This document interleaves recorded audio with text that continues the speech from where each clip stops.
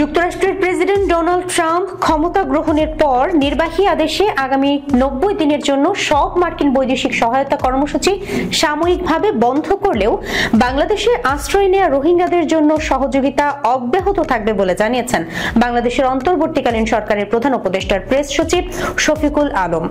রোববার সন্ধ্যায় রাজধানীর ফরেন সার্ভিস একাডেমির মিলনায়তনে এক ব্রিফিংয়ে তিনি এই তথ্য জানান। প্রেস সচিব বলেন, রোহিঙ্গাদের জন্য সাহায্য আমেরিকা বন্ধ করছে না। এজন্য প্রধান উপদেষ্টা ডক্টর মোহাম্মদ ইউনূস মার্কিন প্রেসিডেন্ট ডোনাল্ড ট্রাম্পকে ধন্যবাদ জানিয়েছেন।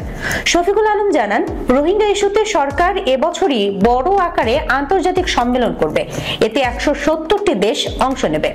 সম্মেলনের সহ আয়োজক জাতিসংঘ। মিয়ানমারের রাখাইন প্রদেশে একটা বড় রকমের মানবিক বিপর্যয় হয়েছে।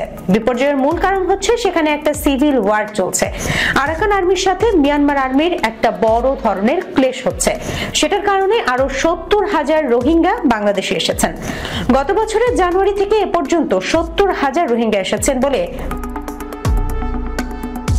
বলেন প্রেস সচিব।